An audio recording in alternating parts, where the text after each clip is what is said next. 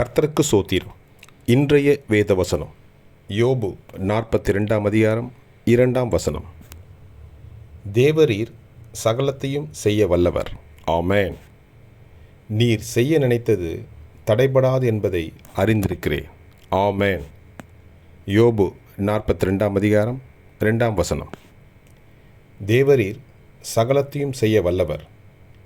நீர் செய்ய நினைத்தது தடைபடாது என்பதை அறிந்திருக்கிறேன். ஆமென். யோபு 42:2.